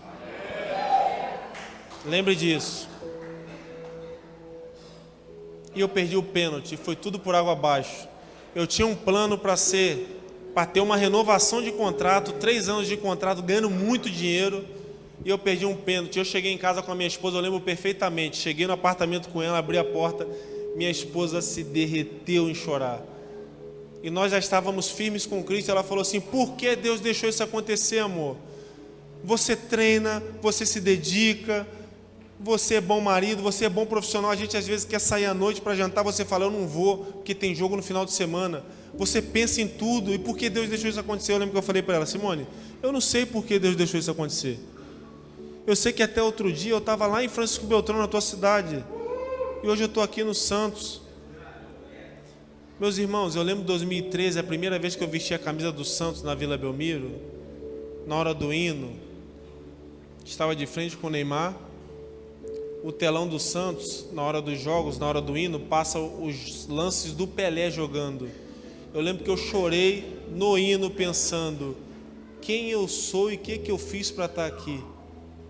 Porque eu lembro perfeitamente dos nãos que eu tomei na minha vida. Só que agora eu estava jogando no clube que o maior jogador da história, o Pelé, jogou. Sendo que até outro dia atrás eu estava sem clube, tomando não na minha juventude, em Francisco Beltrão, um time de 2ª divisão do Paraná, e eu estava agora no Santos com o Neymar, vendo Pelé, e pensando assim, eu estou pisando no lugar onde o maior jogador da história jogou. Por que tudo isso aconteceu? Será que eu era um outro neto, aquele outro neto que tomou um não, ou era a mesma pessoa? Eu sou a mesma pessoa. Deus abençoou a minha vida por questão de resiliência, por questão de não desistir. Então eu falo para você nessa noite, meu irmão, minha irmã, não desista dos seus sonhos. Nunca é tarde para você realizar aquilo que você deseja. Se você vive, se você respira, se você tem saúde, corra atrás dos seus objetivos. Não vai ser fácil, eu já vou deixar um conselho, não vai ser fácil. O que você quer, tem muita gente querendo igual. E o mundo que eu conheci, não é o mundo dos melhores. É o mundo dos que acreditam até o final. Os grandes homens de sucesso que eu conheci foram homens que foram resilientes nos piores momentos. Eu vi gente muito melhor do que eu ficar no meio do caminho. Pessoas melhores do que eu como atleta não chegaram nem perto do que eu cheguei. Porque desistiram. Eu só tinha uma coisa, fé. E foi a fé que me levou mais longe do que eu imaginava. Encerrava o meu contrato no Santos, perdi um pênalti em 2014, não iria renovar. Santos que tinha todos os papéis, que só faltava eu assinar aquele contrato que ajudaria não só a minha família, meus pais. Depois que eu perdi o pênalti, tudo aquilo se esfriou. Eu lembro que até pessoas não olhavam muito mais para mim. Mas tinha um propósito no meio disso tudo. Surgia a Chapecoense em 2015. E eu fui para a Chapecoense em 2015. Todos falavam para mim, todos, você vai para a Chapecoense? Aquela cidade de 240 mil habitantes, num time de Série A, não vai aguentar. Não vai aguentar não, rapaz. Série A, contra Flamengo, contra Corinthians, vocês vão cair, você vai cair, você vai para aquele time que vai cair? E eu fui. Meu primeiro ano em 2015 com a Chapecoense teve seu primeiro jogo internacional na Sul-Americana. Eliminamos o Libertad do Paraguai nos pênaltis. Eu fiz um gol de pênalti que ajudou a Chapecoense a passar de fase.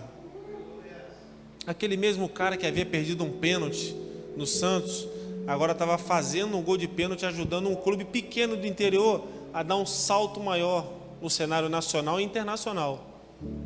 Aquele mesmo cara que havia perdido um pênalti em 2015 consegue fazer um gol de bicicleta contra o Vasco no Campeonato Brasileiro, e esse gol ficou entre os 10 gols mais bonitos do campeonato inteiro. Aquele mesmo cara que diziam que era um fracassado porque perdeu um pênalti. Aquele mesmo cara que reprovou em alguns testes, aquele mesmo cara que foi dispensado do próprio Vasco quando era jogador do Sub-20. Agora estava fazendo um gol no Vasco, profissionalmente. E detalhe, Pastor Carlos, isso é uma história que eu vou levar para o resto da minha vida. Quando eu saí do Santos, 2014 para 2015, entrava no ano de 2015, eu estava desempregado, porque tinha um time da Itália e da Turquia para mim, que não deram certo. Eu não renovei com o Santos, mas eu pensei, eu não vou renovar com o Santos, mas vou para a Itália ou para a Turquia, vou ganhar euro. Não deu certo. Chegou em fevereiro, o pastor veio de uma vigília, a gente fez uma oração, o pastor falou assim, está na hora do Neto ir embora, arrumar um time para ele. E eu fui para Chapecoense. Quando eu fui para Chapecoense, o primeiro homem a falar foi ele. Eu falei, pastor, eu vou para Chapecoense, lá é Série A do Campeonato Brasileiro, e tu podia ir lá ver a gente lá agora. Ele falou, não filho, não tem como, a igreja aqui, rapaz, a igreja aqui tem umas ovelhas aqui, eu tenho que cuidar delas, eu só vou no meio do ano. Eu falei, poxa pastor, que pastor é esse, rapaz? E a ovelha aqui, como é que fica? Vai lá com a família lá, vai lá em casa.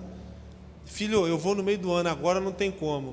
O pastor chegou no dia do jogo do Vasco, foi no hotel me ver, me dar um abraço, foi de carro por estádio ver o jogo, estava um frio de 7 graus, e eu fiz o gol de bicicleta no dia que ele pisou o Pelá. Eu lembro que eu cheguei em casa, primeiro que meu pai me ligou chorando, é o melhor presente da minha vida, meu filho, que você fez hoje contra o Vasco, Oh, meu Deus, eu estou recebendo tanta ligação aqui. Eu estou ligando para todo mundo vascaíno também, estou soltando verbo. Meu pai está doidão das ideias, ele está maluco, ele estava tão alegre, acho que ele ficou um mês alegre assim, que ele ria, tudo dele era motivo de sorriso. E eu lembro que eu chegava para o pastor lá na nossa casa, no apartamento que a gente morava, e o pastor falava assim: filho, tu viu o que tu fez hoje? Eu falei: pastor, nem eu sei o que eu fiz. Ele: solta o milagre no YouTube aí. Eu ia botar o gol de novo no YouTube. Nós vimos umas 500 vezes esse gol no YouTube, não foi, pastor? Até 2 horas da manhã, ele falou: meu filho, não estou acreditando, só bota o milagre de novo aí, mas bota a tela cheia. E a gente via aquele gol e eu falava: não é possível, rapaz, eu fui dispensado do Vasco. Eu fui dispensado daquele clube.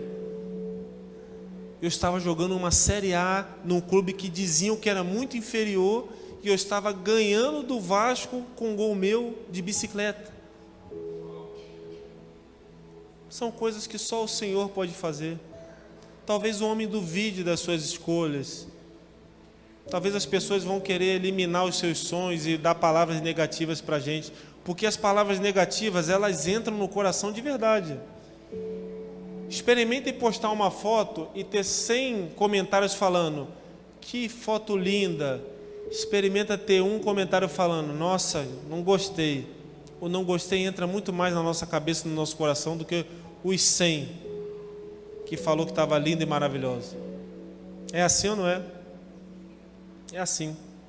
E entrava o ano de 2016, um ano que profissionalmente eu estava realizado naquele clube, super realizado. Começava o ano, começava o aniversário dos meus filhos, o pastor foi lá no dia 24 de fevereiro, sendo que no dia do aniversário deles teve um jogo que eu tive que adiar o aniversário. Eu tomei uma pancada por trás, caí sem os movimentos da perna em campo, fui para o hospital sem mexer as pernas, dia 24 de fevereiro de 2016.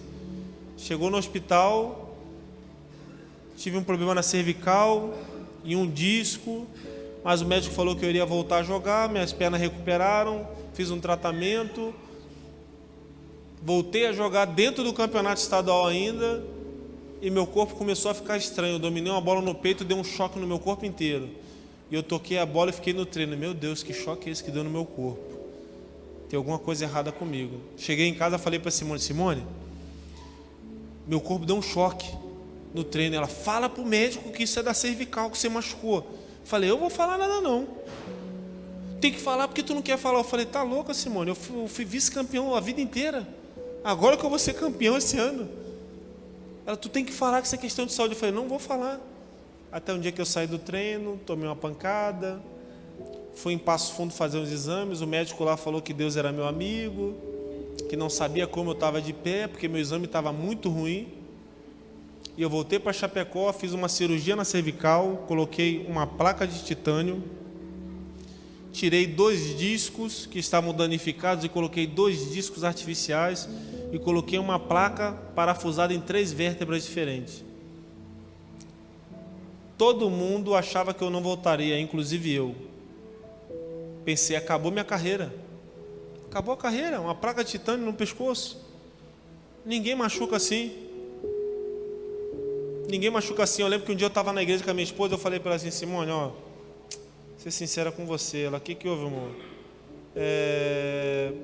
Se prepara que eu acho que eu não volto mais a jogar bola não.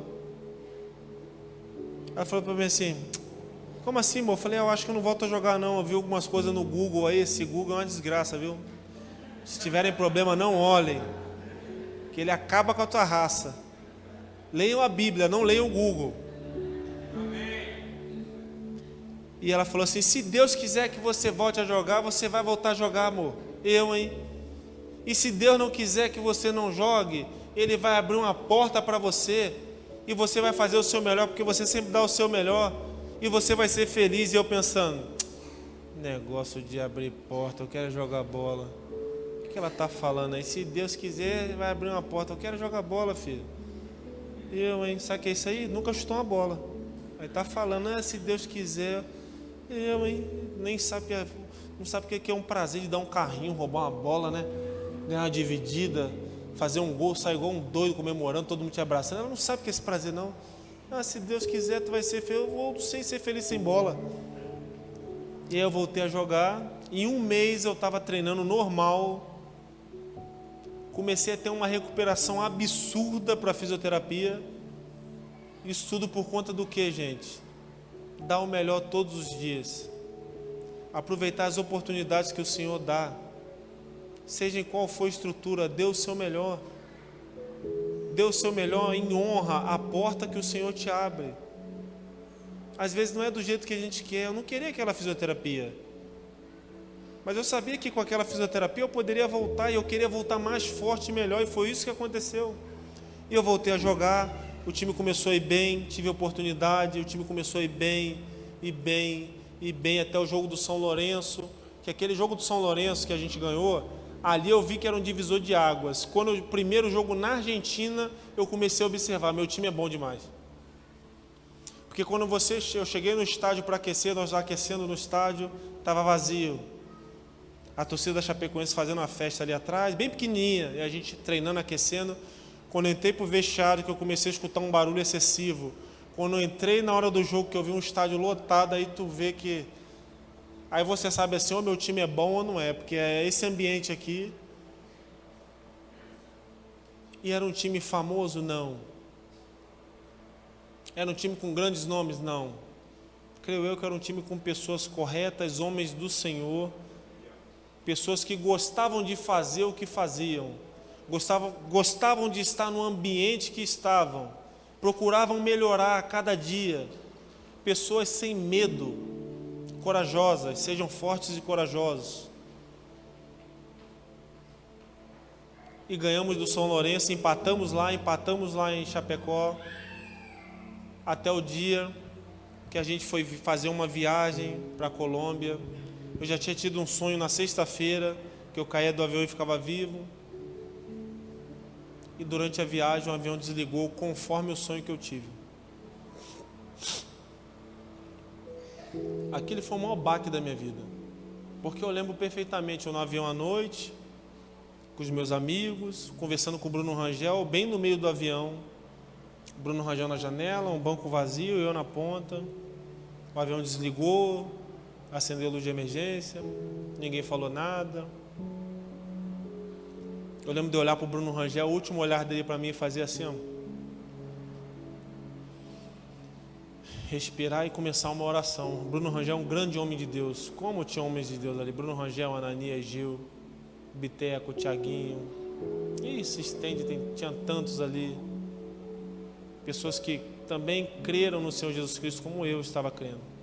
E eu lembro da minha oração falando, Jesus, tem misericórdia de nós, nos ajuda. Eu lembro perfeitamente disso. E aconteceu o pior.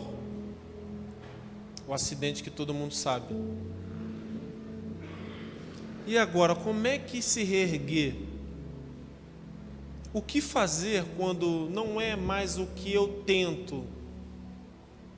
Não é mais a minha vontade, é algo extra, porque um acidente é algo extra. Não é mais a lesão que eu tive, que eu sabia, eu vou para a fisioterapia e eu vou melhorar. Não é mais o pênalti perdido, porque o pênalti perdido eu treino. Perdi um pênalti. É doloroso, é triste, mas eu vou treinar e vou fazer quando eu tiver a próxima oportunidade. E foi o que aconteceu. Mas e agora quando tudo dá errado? Quando você está no avião caindo, que todo mundo que sonhava o mesmo sonho que você, todo mundo que te impulsionava para o alto. Porque se eu fui um grande atleta na Chapecoense, foi porque eu tive grandes homens ao meu lado, que me impulsionaram, que acreditaram em mim, que muitas vezes me deram dura, me corrigiram, porque acreditavam em mim. E quantas vezes eu corrigi um amigo, um irmão, um camarada que jogava comigo, que eu falei, vambora meu amigo, vambora, você está dormindo, vambora, eu preciso de você. Não corrigia para maltratar, corrigia porque eu sabia, pode dar mais, ele está desligado hoje. E caiu o avião da Chapecoense. Eu lembro de eu fazer minha oração, Senhor, tem misericórdia de nós, Jesus, nos ajuda. Eu sempre falava, nos ajuda. Eu não consegui fazer uma oração falando, me ajuda, me socorre. Eu sabia, ou nós ficaremos vivos, ou todos nós morreremos. Não tenho condição de orar para mim. O avião caiu, aconteceu o acidente, dia 28 para o dia 29. Eu acordei do dia 11 de dezembro, né, pastor? 11 de dezembro foi quando eu acordei para a vida, nesse meio tempo entre vida e morte. Minha esposa e o pastor Carlos que estavam lá, junto com meu pai e com meu irmão mais velho. Eu lembro que eu acordei, uma coisa que eu falei para minha esposa, que eu falei assim, Deus esteve comigo o tempo todo. Eu não lembrava do acidente, não lembrava de nada. Para mim eu tinha tido um treino, tinha dormido em casa e tinha acordado no hospital em outro país. Eu não lembro, fiquei confuso. Mas eu lembro que eu acordei e falei assim, Deus esteve comigo o tempo todo, amor. Ele nunca me abandonou. Mas eu não falei para ele, eu não falei isso por conta de saber do acidente. Eu falei isso porque eu tive uma visão. Era como se eu estivesse sonhando. Para mim era um sonho. Eu não sabia que eu estava em coma. Então quando eu acordei eu quis contar o meu sonho para ela. Eu sonhei, tive uma visão que eu estava fora da terra. Eu sabia que tinha morrido fora da terra, no espaço. Eu olhava para a minha esquerda, a terra estava lá embaixo, azulzinha. Eu olhava para a minha direita, eu tinha medo de olhar, porque eu via um ser muito colorido, que ele falava comigo que ele estava no controle da minha vida, mas ele não tinha boca. Que ele me olhava nos olhos, mas ele não tinha os olhos como o meu. Eu estava parado no espaço como se ele estivesse segurando com a palma da mão, mas ele não tinha mão. Ele era um ser, na minha ótica, infinitamente mais poderoso do que tudo que eu vi de longe. E na minha ótica, quando eu olhei e vi, eu baixei a cabeça, olhei a terra e fiquei assim, esse Deus à minha direita, esse ser, ele é o Deus da Bíblia. Ele é o Pai Celestial. Na minha ótica, naquela hora eu falei, ele é o Deus da Bíblia. E quando eu acordei para falar isso para minha esposa, na segunda vez que eu falei, Deus esteve comigo o tempo todo, eu senti um sopro no meu ouvido que apagou. Eu só lembro que ele era colorido, que ele falava, mas a boca dele não era como a minha, que os olhos dele eram diferentes, mas tinha olhos, mas não era como o nosso. Que ele tinha tudo que nós temos, mas não tudo como a gente é humanamente falando. Então os detalhes que eu queria contar para ela, que eu acordei olhando para ela e querendo contar, eu não contei. Hoje eu entendo que o Senhor, quando me livrou da morte, é como se Ele falasse assim, vai lá, fala que eu estou no controle da tua vida, mas o que você viu aqui você não vai falar, isso não cabe a você falar, porque você vai voltar a ser humano. Essa forma que você viu aqui não é uma forma que o ser humano vê natural, vocês têm a forma de vocês. Eu contei para minha esposa, sem saber da tragédia, depois me contaram no hospital a tragédia, eu fiquei completamente desolado. Eu lembro que eu falava para meu pai, o pastor estava lá, eu sabia que isso ia acontecer, eu sonhei com isso. Eu lembro que Simone me falou assim, amor, se você não vai no voo por causa do teu pesadelo, o jogo ia ter igual. Ah, eu não quero ir porque eu tinha um pesadelo, todo mundo ia viajar igual, só você que não ia. E se você não vai e o acidente acontece, você ia ficar maluco. Você ia ter que ter problema psicológico pro resto da vida. Porque você ia pensar assim, na sua ótica, eu abandonei meus amigos que me ajudaram a ser quem eu sou. Você não ia mais jogar bola. E se você não vai e não tem acidente nenhum, acabou tua carreira profissional. Você deixou de jogar uma decisão por causa de um pesadelo. Vai ser o homem mais medroso e cagão da história. O homem que ficou com medo de jogar uma final por causa de um pesadelo. Não existe isso, amor. E aconteceu tudo de pior. Todos os meus amigos se foram. Eu joguei no Santos, eu joguei no Guarani, eu joguei em Cianorte. Mas o local mais feliz que eu tive foi na Chapecoense, com aqueles amigos. Com aqueles irmãos, porque eu lembro perfeitamente os cultos que a gente fazia. Eu lembro a nossa comunhão, a nossa admiração de gente que às vezes nem estava jogando, estava torcendo para o amigo que estava jogando, mesmo sem jogar, sem vaidade, torcendo pelo companheiro, sabendo se um ganhar, ganha todo mundo. Não existe melhor ambiente que esse na vida. Você pode estar na menor estrutura possível, mas se você tem pessoas, porque quem faz a diferença nas nossas vidas são pessoas. Não é o lugar que você está. Você pode ir no melhor lugar do mundo, você pode ir em Paris, sozinho. É legal? É. Mas vai com a mulher da tua vida, vai com o homem da sua vida. Você vê a diferença que é. São pessoas. São pessoas, não são lugares. E eu lembro que quando tudo isso aconteceu, eu precisava me reinventar. Porque agora eu tinha um pai e uma mãe super preocupados comigo. Eu tinha filhos pequenos porque eu fui o único que sobreviveu, que era pai naquele momento. O único atleta pai era eu. Hoje, graças a Deus, o Fome e o Alas casaram, têm filhos, mas eu já tinha filhos. Eu lembro do aniversário dos meus filhos em 2016, que o pastor esteve lá, orando com todos. Eu tenho a foto de todos lá. Muitos pais que se foram, os amigos eram amigos dos meus filhos, os filhos amigos um dos outros. E como é que é sobreviver? Sabendo que você viveu e os pais dos amiguinhos dos seus filhos não. Por isso que em muitos momentos eu não apareci para a televisão. Nos 2 primeiros anos, 17, 18, eu nem quis aparecer. A Bíblia diz que a gente deve chorar com os que choram e se alegrar com os que se alegram. Eu chorei com os que choravam. Eu tive compaixão.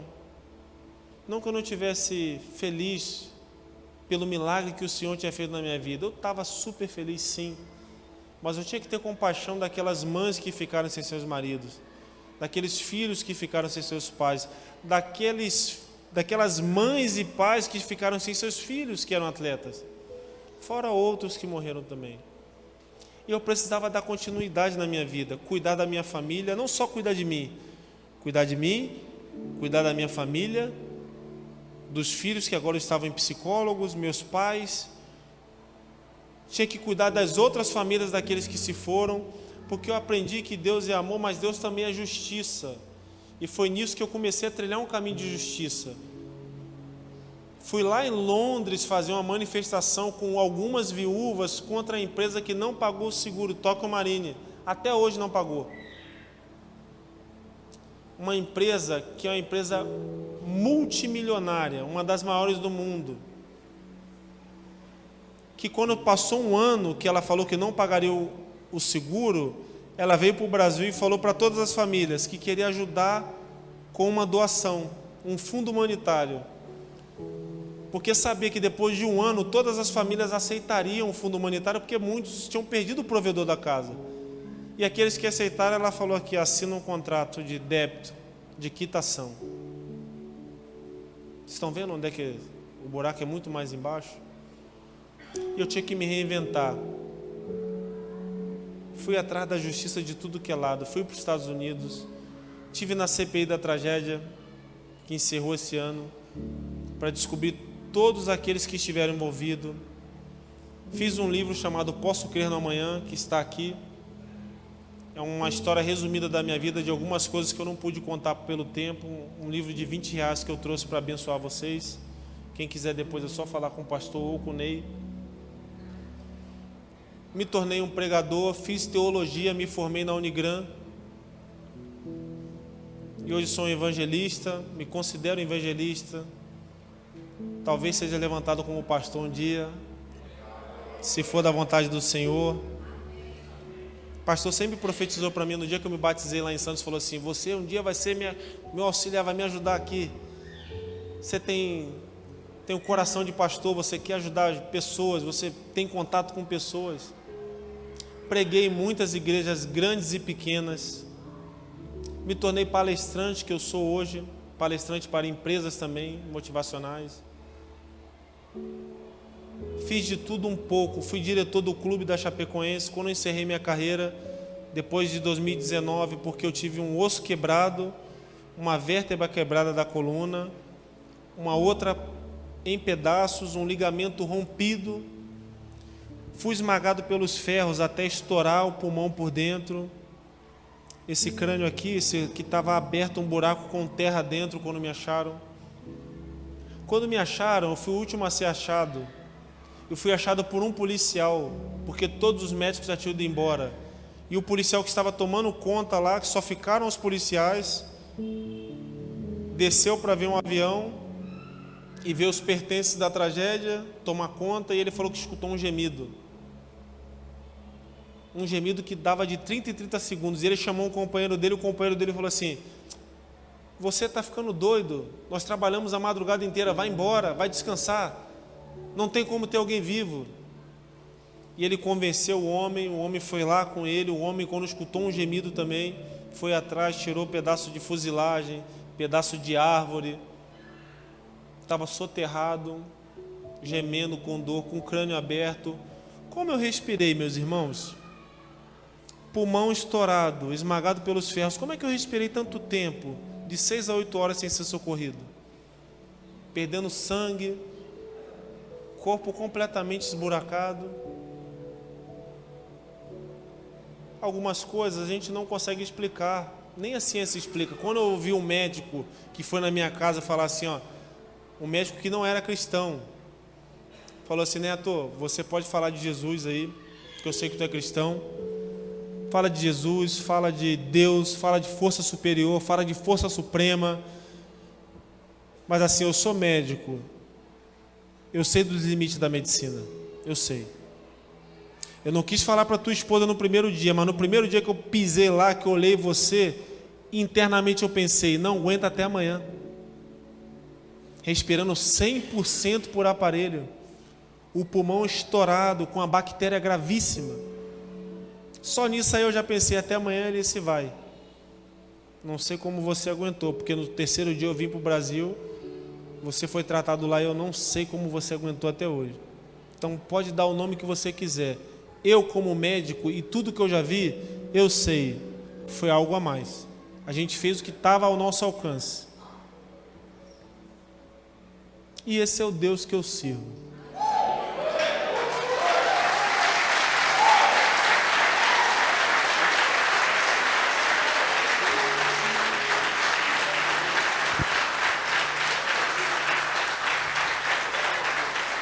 Meus irmãos, esse é o Deus que eu sirvo, não é porque Ele me livrou da morte, é porque Ele escolheu um homem comum.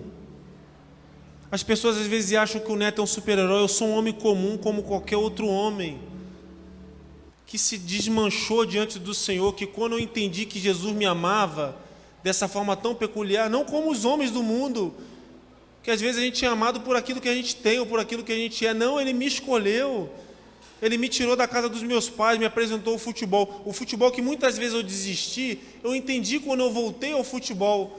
Eu entendo hoje o porquê eu voltei ao futebol, porque Jesus queria se revelar a mim. E talvez Jesus esteja se revelando para um de vocês aqui, que talvez esteja distante do Evangelho, que já tiveram experiências com o Senhor. Talvez seja você que Deus falou na sua casa para você vir aqui hoje, que você sempre quis experimentar esse Jesus, que você já ouviu, mas você nunca entendeu. E eu vou dizer para você, talvez você nunca vai entender, porque você vai ser amado. Independente do que você está fazendo, do que você já fez na sua vida. Se você está aqui hoje, é porque Jesus queria que você estivesse hoje aqui. Jesus queria que você tivesse a sua fé edificada. Jesus queria que você escutasse essa história não de um super-herói, de um super-homem. Mentira! Se alguém pensa assim, não pense. Eu sou um homem comum, que vim de uma família comum, que só experimentei grandes coisas porque o Senhor é um Deus do impossível que faz grandes coisas.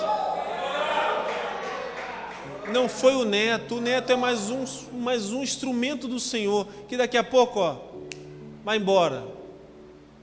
Eu já entendi que eu não sou eterno aqui na terra. Minha eternidade é ao lado de Cristo, no céu. E eu quero falar para você nessa noite, meu irmão e minha irmã. Se você ainda não teve esse encontro, ou se você está tendo hoje esse encontro com Jesus, se você já ouviu a voz de Deus no seu coração e você está relutando, hoje é o dia de você entregar a sua vida. Se você já conheceu o Evangelho e você se desviou por algum motivo, que eu não sei, quem sou eu para julgar? Eu não sou nada. Mas se por algum motivo você se desviou, esfriou na fé, hoje é o dia da sua fé ser superaquecida. E eu gostaria de orar por você, meu irmão. Se você quer ter um encontro real com esse Jesus, que me livrou da morte, porque o retrato final é esse, me livrou da morte. Mas vocês observaram quantos momentos duros eu passei na minha vida? Momentos que era para ter desistido, mas que a mão do Senhor teve comigo, me abençoando.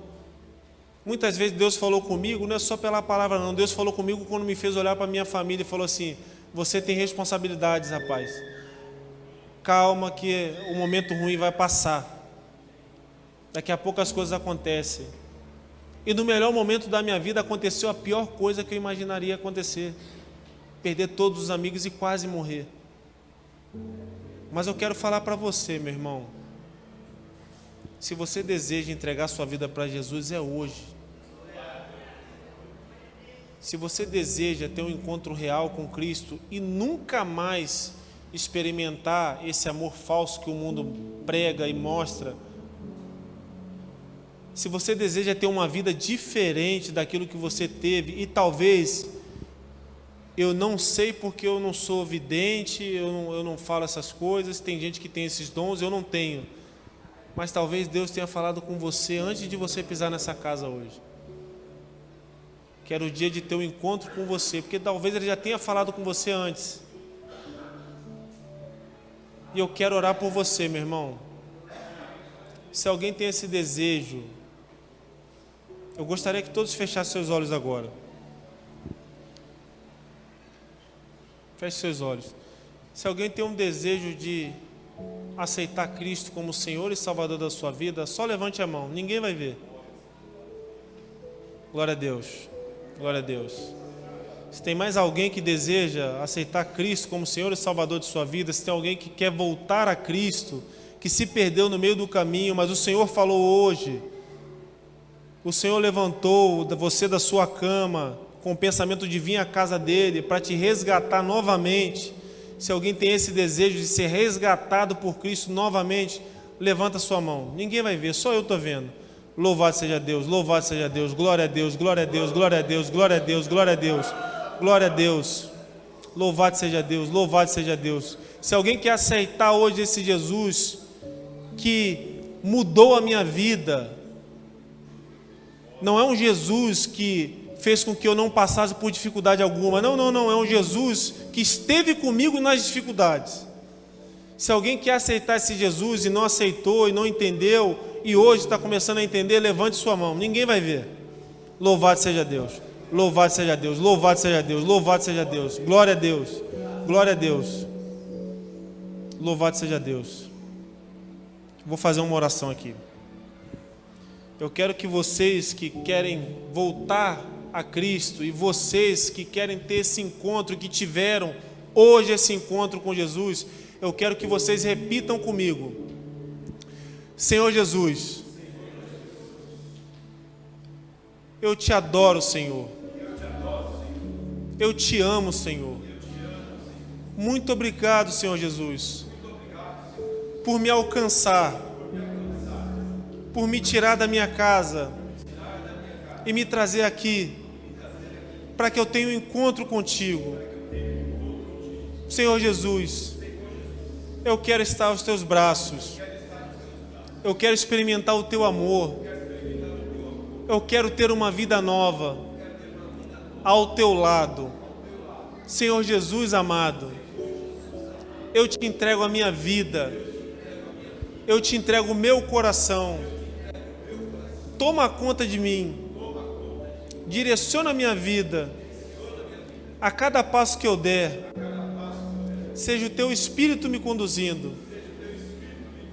Senhor Jesus, restaura o elo que havia se quebrado por conta do pecado e faz morada no meu coração e na minha mente eternamente.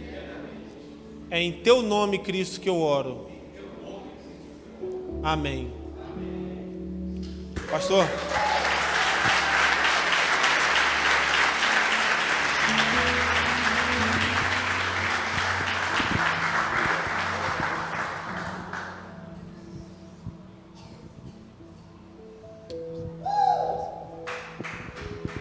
Aleluias. Gente, só um pouquinho. Que história incrível, amém? Quem foi abençoado, diga glória a Deus. De fato, essa noite a gente ouviu um milagre da parte de Deus, amém? Mas enquanto o Neto falava, eu lembrei da insistência do Ney, Neto. Na verdade, Rondonópolis nos conhece hoje, mas nós somos uma casa de improváveis também. Uma casa de homens e mulheres. Eu costumo dizer, eu vou falar aqui abertamente, tem muita visitante aqui, mas eu vou falar abertamente. Aqui é a curvona do rio, Neto. Sabe o que é a curva do rio? Aqui no Mato Grosso tem muito rio. Nas curvas do rio só enrosca os garranchos, os trem problemáticos para tudo aqui. O Everton e o Rodrigues que não. O Everton Rodrigues é anjão, ele só não voa porque é fiote, a asinha é pequenininha. E o Ney, ele é da Batista Central, mas ele também é da Batista Ética, tá, pastor? Você libera, né? É um homem que tem 2 igrejas. E quando o Ney falou pra mim, cara, eu tenho uma possibilidade de levar o Neto. Eu falei, Ney, eu não tenho condição nenhuma de receber o Neto.